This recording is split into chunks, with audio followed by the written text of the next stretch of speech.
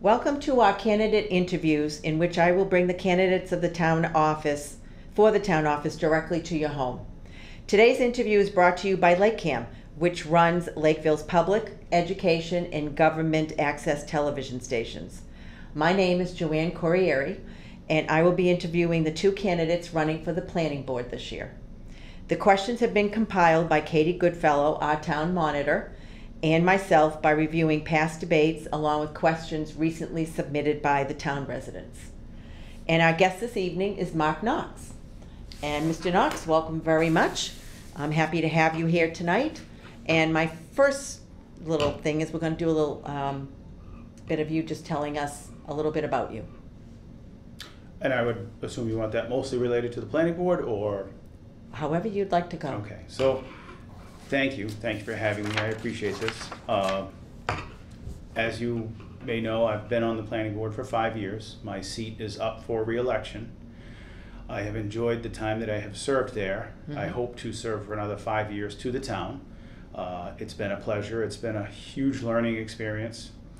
And it is a big learn. There's a large learning curve there to get in and understand the zoning, Lakeville zoning bylaws, everything that interacts when you get an application, whether it's site plan review or whatever. But anyway, about me, I want to serve the town. I'll be turning 52 years old shortly. I've lived in town almost my entire life. Wow. Raised my family here, still reside here, and plan to live here into Another retirement. 52 years? I don't know. Let's be reasonable. Well, you never know. Yeah, well into retirement. I plan to live here. Okay.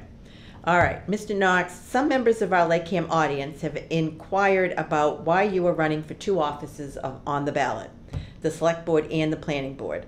While we traditionally make the questions we ask candidates parallel, this situation is unique and one that our viewers asked to be addressed. So would you share your reasons for running for two elected positions and how you would manage serving on both boards should you be elected to both? Yes, thanks for asking that. So over the past 5 years that I've been on the planning board, I've also been on the Conservation Commission. I have served on two land use committees, boards, for 5 years. So I think I've shown the commitment to do the work and to put the time in. And I have made the announcement at the Conservation Commission that if I do win both positions, the select board position and retain my seat on the planning board, I would resign from the Conservation Commission. In turn, only still remaining on two boards. I do understand that the select board is probably a little bit bigger lift than the Conservation Commission. However, again, I think I've shown the commitment and I want to continue serving the town. That said, I think from my experience being on two boards, it's been very beneficial to the town and to those boards. Maybe more so because they've been land use boards, that there are often filings running not concurrently but active at one board and then active at the next board. And it's nice to have somebody be a liaison to speak to a hearing where the planning board was and the Conservation Commission had questions, or vice versa. So that's been very beneficial. And I think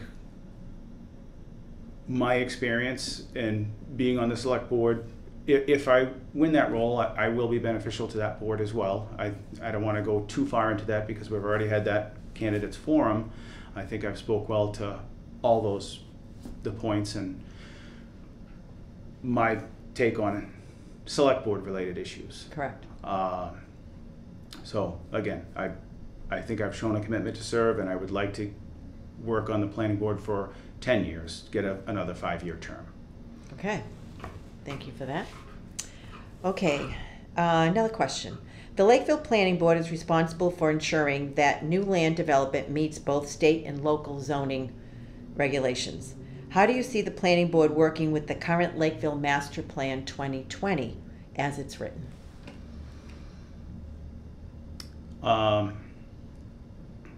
So I think this actually plays into a lot of different topics, including economic development for the town, which is a huge one. all zoning related changes go through the planning board, but they're not going to happen without full support to achieve the things that are in the master plan. It's going to take a collaborative effort. It's not going to be just the planning board. Correct. The planning board's just going to be one portion of that, making the zoning change, but again, with support from other boards. I think personally, an economic development committee is going to have to be reformed. That would... And active. Yes, and active. To then review master plan, take portions from that group thinks are viable and will be effective for responsible growth in town. And when I say responsible growth, we have plenty of residential growth. We need to balance that a little bit with some friendly commercial growth, not necessarily industrial growth, but local business growth. So using the master plan, an economic development committee, and that would, I guess, probably be comprised of a member of the select board, a member of the planning board, a member of the conservation commission, open space committee, probably a member of the board of health, maybe some non-voting members like town administrator, and that's the way that we create change, follow the master plan as a roadmap for the town, and hopefully create good new growth that's going to bring tax dollars into the town without a burden on services. Do you see that the master plan is being utilized at all now, or referred to in any way? Actually, I think that the master plan implementation committee has done a good job of, I'll say, poking the bear. They've asked for updates from all boards. They've requested, I went on behalf of the planning board to give them an update of where we're at, what we've completed, which in recent months we have completed a lot. Oh, good. But there is more to be done. And there's some stuff that's not feasible to be done. But that's an update they were looking for, and it's nice that they're doing that, and they've been an active board committee. They did the same for the Conservation Commission, which I think we met jointly with them, just to talk about the conservation items that are on the master plan. And so I think that's so helpful that the master plan implementation committee has Stayed active. Yeah, they have. They haven't. Because a lot of work goes into that. Yeah, you don't want to just create it and then walk away. Talk about, hey, we got to remake one in 8.5 years. Right. You want to at least. So we have worked towards it, and we will continue to work towards it. There are some things probably in the next 5 years that we need to do for growth and improving the town, but there are some things that we won't do. Okay. All right. Thank you. Next question. What do you see as the biggest challenges for the town in the next 3 to 5 years, probably sort of what you were just saying, when it comes to new land development and possibly large pieces of land that may come up for sale for the town to purchase?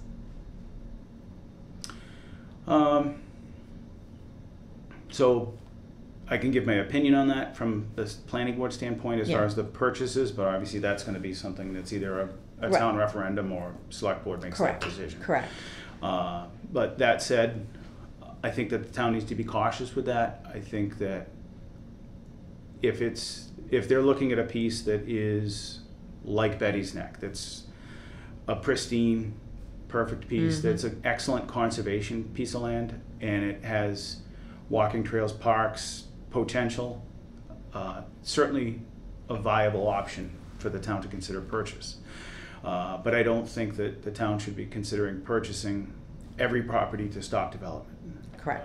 That really turns into we need to, again, collaborative effort, work at cleaning up our zoning. There's a lot of what shows as business-owned property in town, but it's owned by the town. It's municipal property, or it's entirely already developed residential neighborhoods. So it's deceiving when you look at the zoning map as to what the growth in the town can and could be, because the zoning map is really not accurate. That said, again, economic development committee, collaborative effort between the planning board, all of those boards that would be related to land use, and the select board, in order to facilitate a zoning change to create positive business growth in town over the next 5 years. That's what And we're needs to talking happen. some type of commercial business. Yeah, or and small even business. I know I brought it up at the candidates forum for select board. The master plan references some village style developments.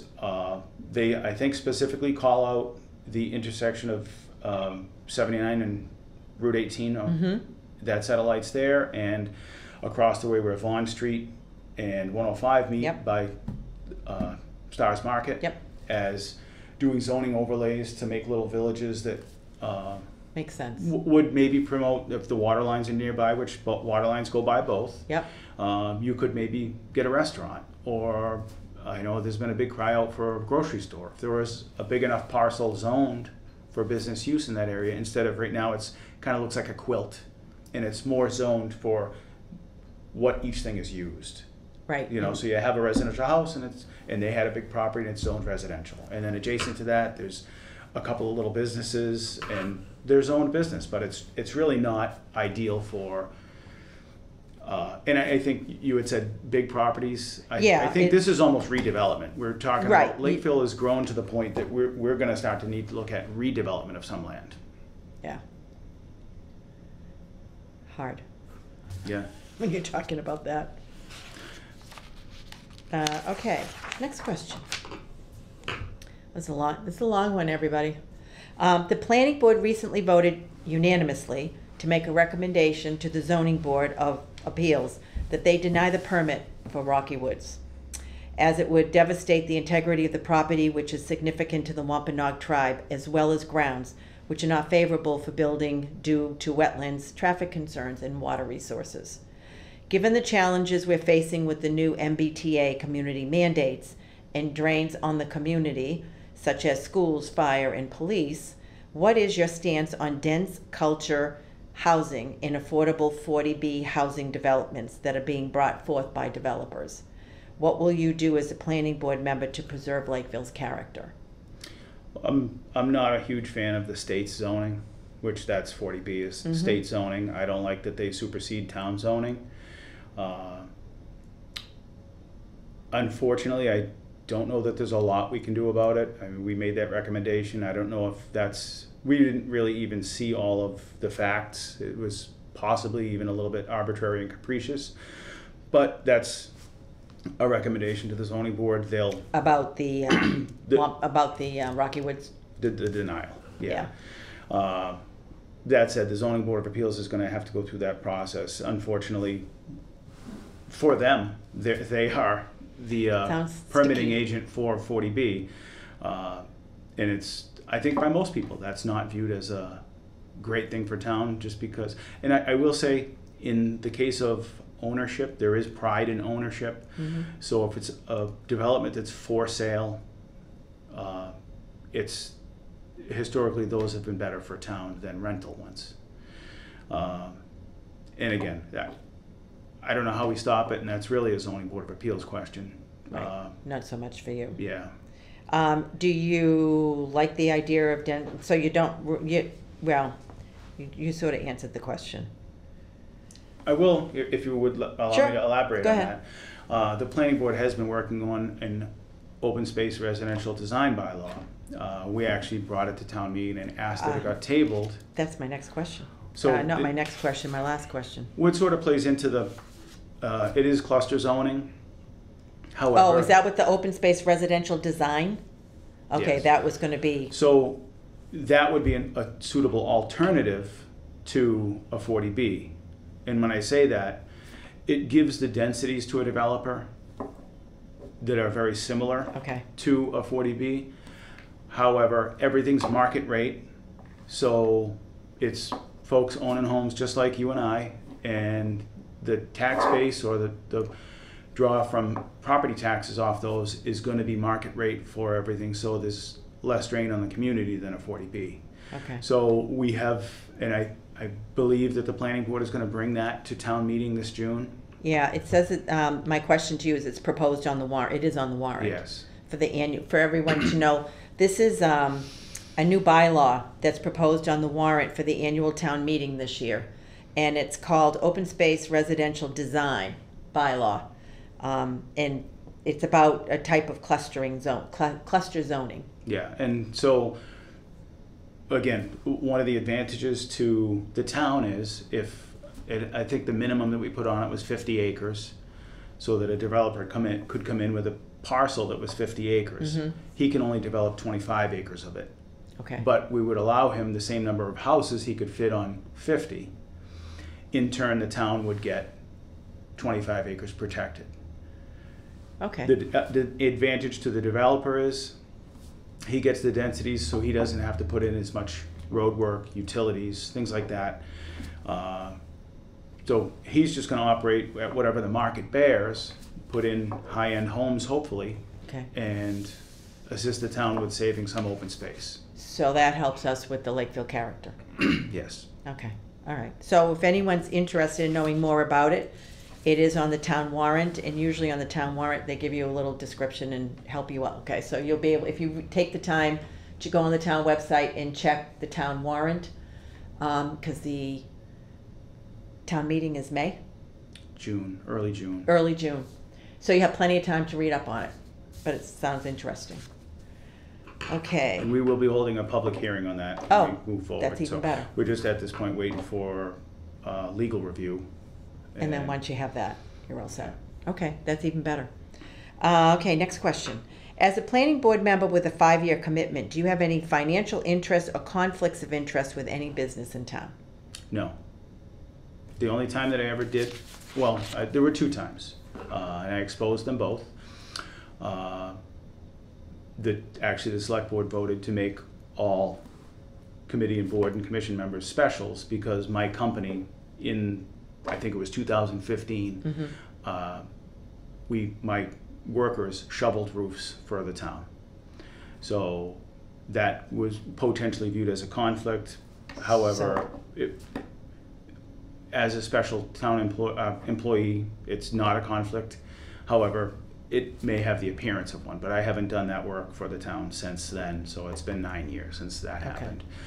The only other time was I did buy the old police station property from the town. I think there was a lot of controversy about that. Unfortunately, I think I was vilified in that intentionally because I was running for selectman at the time too. However, people don't know the favor that I did to the town. I know people think I fleeced the town to get that property. I wish I didn't bid what I did. I think I still would have got it for $1. And the issue that runs with that property is there were underground fuel storage tanks at one point there, and forever there will be an issue if I ever try to resell that property. I'll have to post bonds if there's ever a cleanup, which we did the best possible cleanup we could. I actually did homework to find out that the tanks were removed long before it was a police station. And I owned a property adjacent to that, had a clean well for the whole time. And so I think I did the best for the community with the building that I put up and put something back on the tax rolls. That property was unfairly assessed, which was another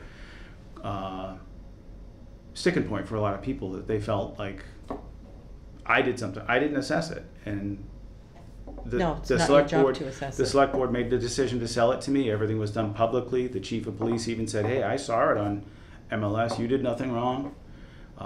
So I'm glad you asked the question. I hope that people are appreciative of my answer and that nothing was done. The only conflict was I entered into a building permit with the town, and that's considered a contract. So I had to do a conflict of interest thing at the town clerk's office when I built the building. Okay, all right. It is a nice looking building. Thank you. My opinion.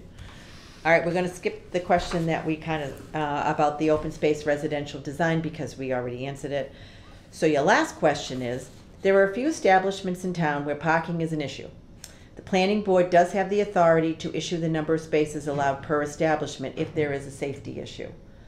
Do you feel this is something that the planning board should take up? Are they saying retroactively? Is somebody saying that No, retroactively it was, we can no, do that? no, just saying that there currently is a few establishments in town where there is a parking issue, or where parking is an issue. So I would say And there was no mention of any establishment, it was just... blanket statement.